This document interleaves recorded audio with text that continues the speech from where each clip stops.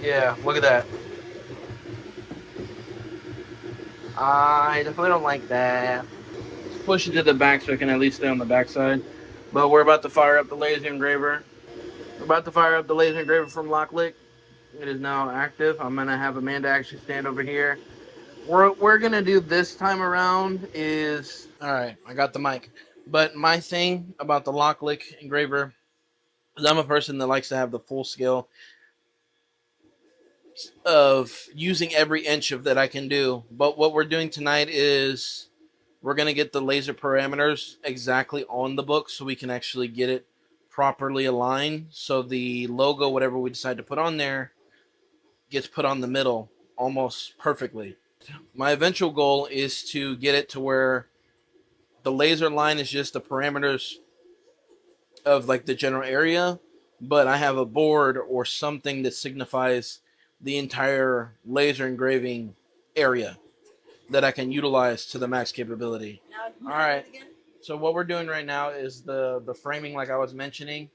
We're getting it to where when we frame it, it is exactly within the parameters of the book, but we are losing a little bit of the side areas when it comes to. Oh, perfect timing. Take a look at that. That's going up and up and up. But yeah, so that's what we're doing. This is an original design piece for this book. We have to remember that there is going to be some little bit on the left, a little bit on the right, a little bit on the top, a little bit on the bottom that is empty space because this is a PNG file. Yeah, I don't like that. Since we were here and to catch in the action, I went ahead and removed the spool off of there, but that is definitely something that needs to be fixed. Man has got the safety goggles on right now. I'm stepping out of this room. If I could show y'all what Amanda just gave me the look of, she is looking very happy and excited. We're definitely going to get a second pair of glasses so me and Amanda can take a look while it's doing its thing.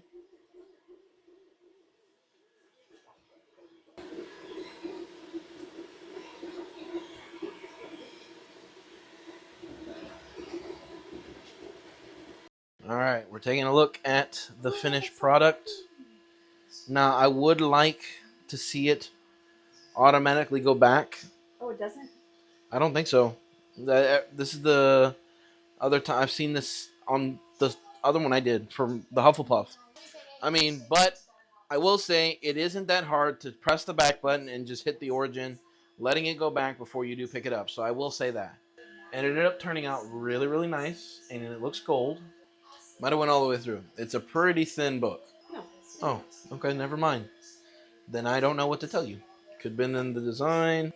Yeah, that is interesting. It does look a little some spots, but we're not laser engraver connoisseurs yet, so we have a lot to learn. Still a lot to learn, but we are giving our points and our views on it as we do things of stuff to simplify or things that we think could be beneficial from the beginning. And also another tip that I would do for this laser engraver, I'm a person that likes to see a little bit of the numbers, similar to why we got the X1 carbon. The fact that when you are in the slicer, it has the ability to tell you the kind of the cost of the filament and things like that. It would be nice to see like kind of the output and cost of electricity on the laser engraver, just so you can get a better understanding for most people and things like that. That's just my opinion. And me and Amanda have decided we are not going to be doing this long term inside. It has a very bad odor smell on the inside. Now, I know this is the standard kit edition.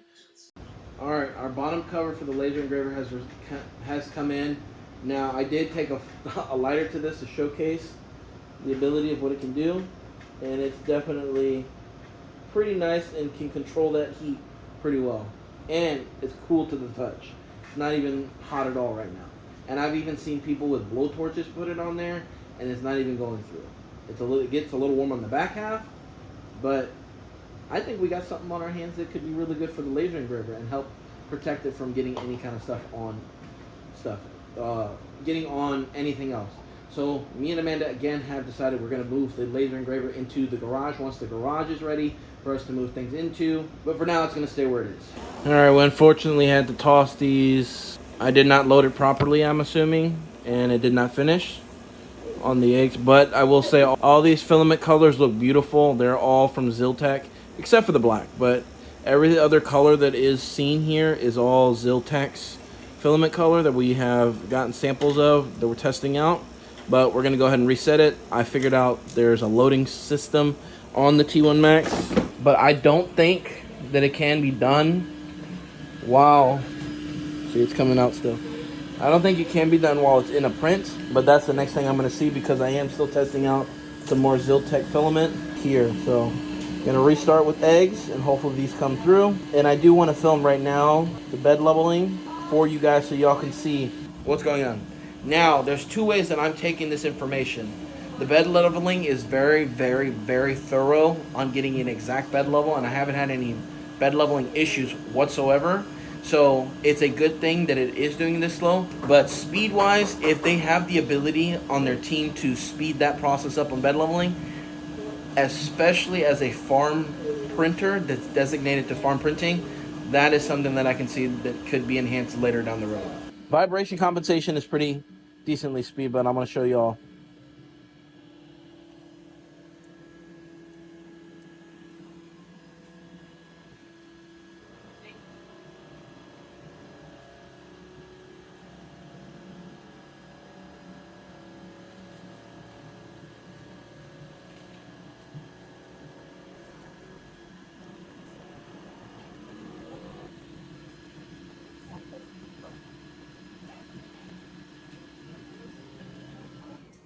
And that completed the vibration calibration right there. Now it's on to the bed leveling. So I'm going to try to let it film and get an accurate representation. I'm actually going to time it how long it goes. And we're going to start this timer as soon as it hits the bed levels, so I can give y'all exactly how long it takes when it starts its first initial tap on the bed. And also the loading up process does take some time as well. So I also want to document that just to have this extra footage for you guys. But what I'll do is once it does touch the bed, I will stop recording because this phone's actually about to die. But I want to keep an accurate time on exactly how long it takes for it to complete. So I'm actually curious to know. I felt like it took forever, especially setting it up. When I originally set it up, it felt like forever. So I want to get an actual time of exactly how long it took to bed level. All right, it took about 3-ish minutes to start that bed level process, and I'm just now kicking the timer on. Let's see how long it takes to complete. All right, just wanted to hop in since I was already coming to take a look at things. It's still bed leveling, and we're at 8 minutes right now. We're almost at 15 minutes, and it's still bed leveling. As I mentioned, extremely thorough, but definitely does take some time. We are now starting the print at exactly 15.5 minutes. That's how long it took for it to bed level. Now, what I will add on to this too is, do I think this bed needs to be leveled every time? Absolutely not. I think it needs to be bed leveled if it's to change surfaces, if you're experiencing an outage. Those are the only times that I would think the bed level needs to be changed. So the amount of times you would need a bed level in comparison to a Bambu carbon, I would say is much less over the T1 Max. Now we are currently about to put these guys up on the wall, represent the milestones. We have another Ziltech filament, the sample ones we're printing right now.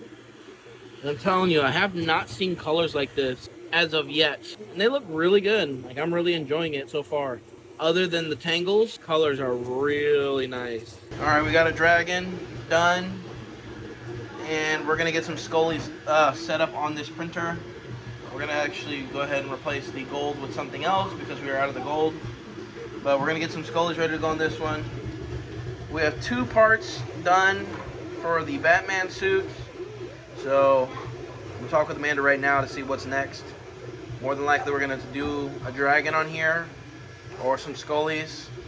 Get a couple of stock. Yeah, something Halloween is what we're gonna probably set up on here. I'm gonna pause on the suits for now until we can get to having some filament that's low on what we have in stock and move from there. Decided to put them right here on the wall, all the little milestones that mean absolutely so much to us, because we do plan on putting shelving on that wall as well as this wall to have more space to work on stuff and get things going for shelving. But we also wanted to add this information here too. Now we keep getting asked of an Amazon list from a couple of the subscribers here and a couple of y'all commenting. So we did leave one. If you guys would like to check it out, what we're still needing for the 3D printing room, you guys are more than welcome to check it out. We do appreciate it so much.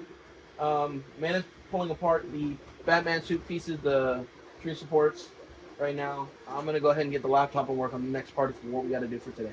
All right, luckily I figured this out right before my T1 Max review, but there actually is a feature on here that'll allow you to load the filament even during printing process, which will extrude the remainder amount to guarantee the next filament that's going through is going to properly come out.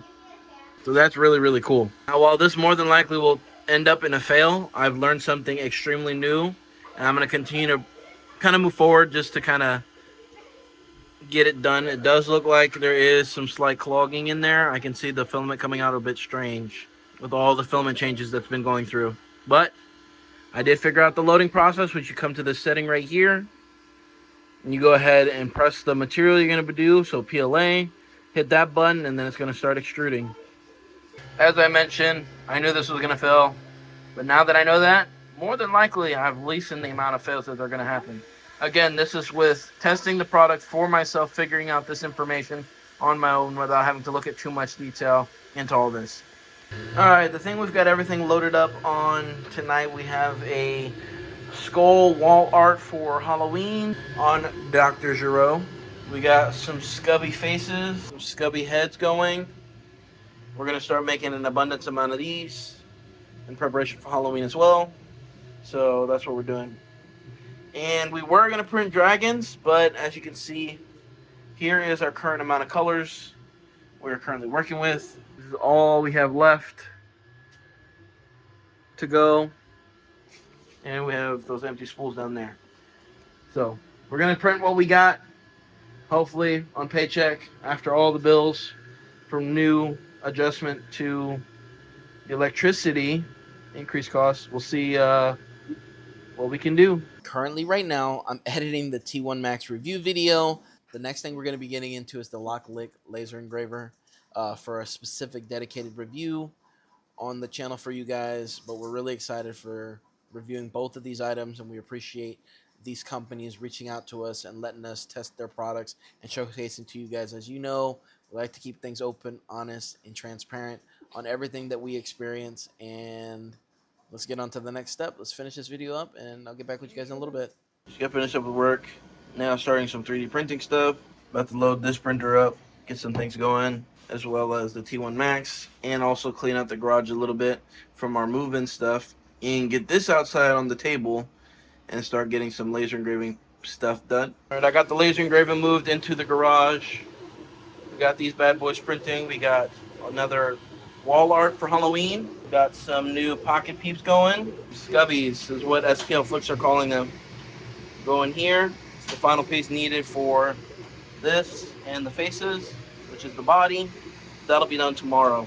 Currently right now I am printing out some stickers for orders, because we just got our first Etsy order after 4 months of no promoting, just literally, maybe even longer, but literally having an Etsy shop with some stuff that we had. We haven't even looked at it really. We got an email saying we got an order for one of our bookmarks, so we're getting it packed up today, and then we're going to start doing some laser engraving. But we do need an abundance amount of stickers to get ready, because we had lost all the ones we pre-made from the previous one. If you guys are curious and looking for a label printer, we do have a link in the description box below. This has yet to fail us. It works really well, simple, and we do everything from the app. And right now we are working on about 50 of them. So let's get it going and let's get it done. And I mean, the speed of printing is insane.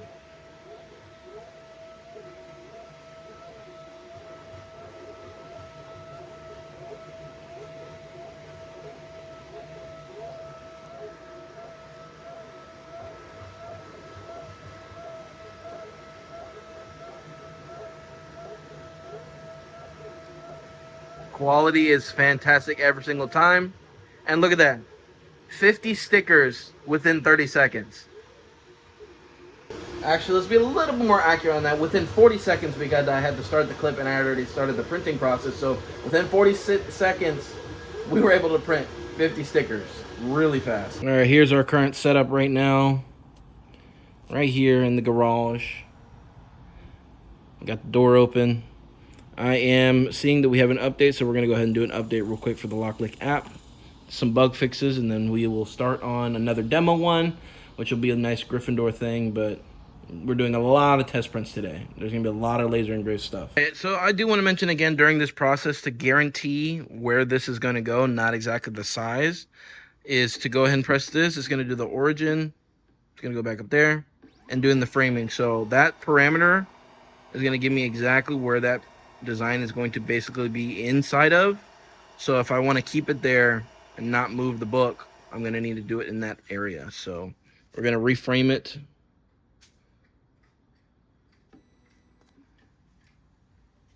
Do another frame.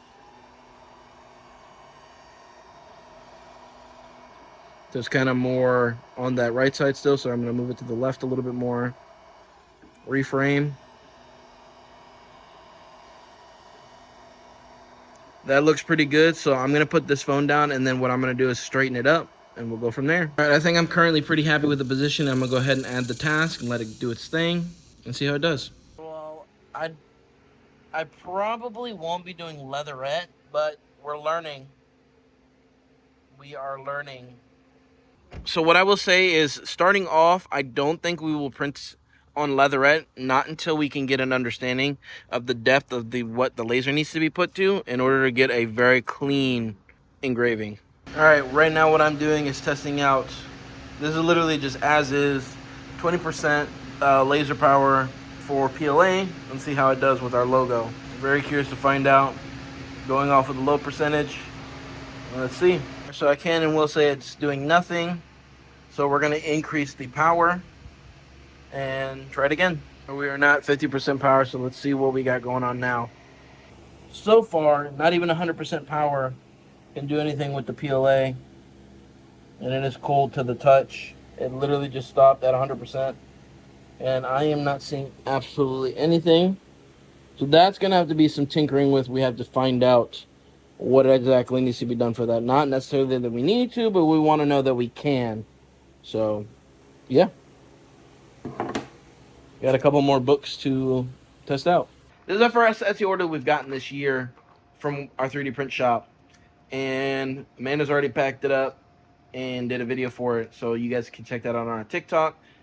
And that's pretty much it for tonight. We got a couple prints going and gonna hang out with the boy. We're gonna play some OG Street for tonight. All right, so something that I just went ahead and did right now is paid for our sales tax for this quarter.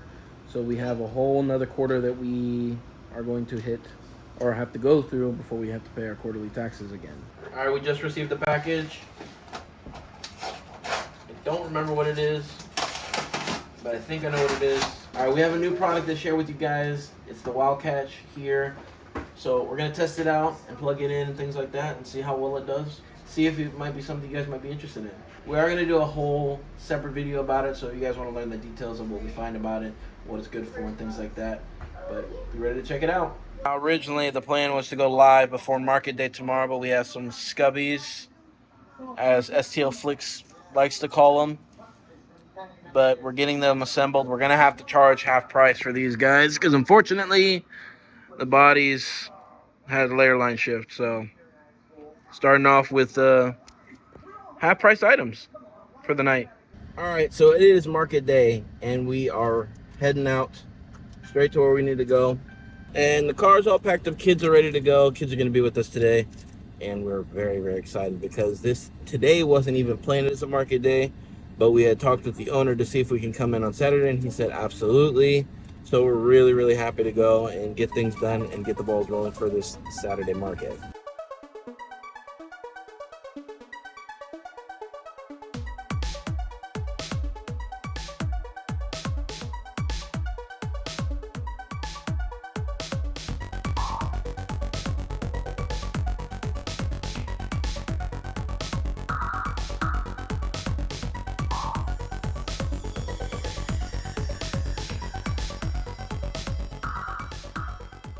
All right, so we're gonna wrap up today's video. And we're actually doing a prep right now for tomorrow's market. So we are currently getting things going, getting things done. And All right, so we're gonna wrap up. So join us back next week for another weekly vlog, and we literally have a market the day that this being uploaded, and more than likely will be live for the market as well. Stay tuned, check it out. We have another jam-packed week for you guys.